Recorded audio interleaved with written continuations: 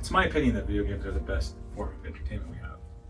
Movies can put you in an experience where you're on the edge of your seat wondering if that person's going to survive. In a horror movie, as soon as that's in your hands, the experience changes for the better. Music can take you back to a nostalgic road trip where you're sitting in the back of the car with your parents, and video games will build that nostalgic road trip for you. You can read a book and your imagination will fill with the most fantastical land you've ever seen, and video games will bring that to real life. I say this all to express my love for the art form of video games. But when I hear this, there's no such thing as objective truth when saying what games are good or bad. I get that deep nerd tickle. Like something up here, my spidey sense is tingling. It's wrong. It's wrong. It's wrong! Art is subjective. And video games are art. But there exists objective truths within art. DQ Roman is coming from a place of it's all subjective, it's all opinion. Anyone can say any game is better than any other game.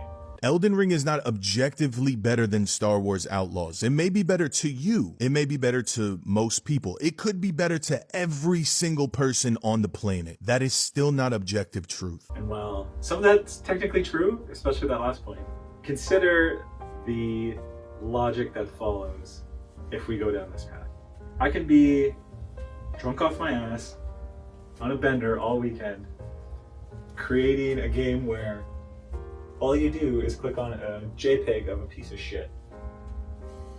And I can argue that, hey, this is better than Halo 3. As much as video games are art, they're objectively pieces of software. And we can derive objective truth from how software ought to function. There are objective programming facts that can help determine if a game is better than another game.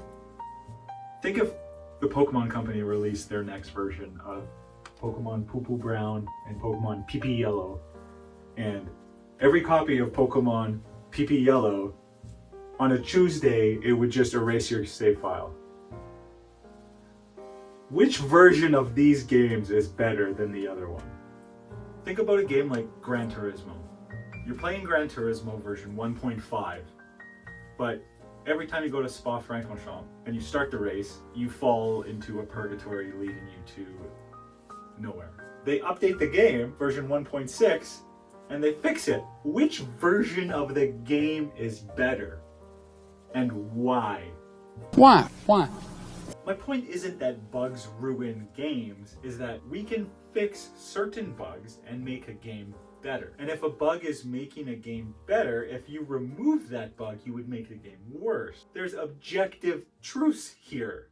Going back to the Gran Turismo example, right now you can't play that game without a connection to the internet. Everything's locked out. Imagine if they updated to remove all those locks and you could play it all offline. Is that version of Gran Turismo better? Why? Why? If it's all subjective, why can't I say like, hey, I like the version of the game, or if I don't have an internet connection, I can't play 90% of it. If it's all subjective, that my opinion should be correct, but it's not. There's objective truths here. And I know people are already typing about how you maybe can compare a version of a game to an updated version of that game. That comparison doesn't exist when comparing game A to game B. DQ Roman is building a straw man when he says this. If you asked everybody what's the best color and they all say blue, that doesn't make it a fact. That means that unanimously everyone shares the opinion that blue is the best. And opinions are literally what separates the words objective from subjective. There are times when we're comparing games A and B and asking which is better. We're not holding up two pieces of colored paper asking which color do you like. We're holding up a piece of red and a piece of blue and saying which is more blue. And the fact that some people will answer the red paper doesn't mean everything's subjective. It means some people are objectively wrong. I don't want to fall too far down this rabbit hole because in reality, when you are comparing games, you're mostly holding up two colored pieces of paper, and one's aquamarine and one's cyan, and asking which is more blue. That's more of reality of how that happened, and now we're into it, opinion territory. A massive problem with gaming discussion is people believe that because a majority says something, that makes it true. There's no nuance to these conversations because people just parrot internet forums as facts. Even when it comes to consensus, there's nuance. Why do the majority of people think a certain way about a game? It's not just internet forums or following Twitch celebrities. I'm most likely going to crash this car. But dude, my shit's cool. If it were the case, why is it that people who speak different languages somehow form the same opinions as their counterparts independently of each other? My point is only that there is value in consensus. And there is a deeper meaning to figure out why everyone agrees or why everyone disagrees. Why we can all say this game is good and this game is bad. Objectively, there is some truth to be held here.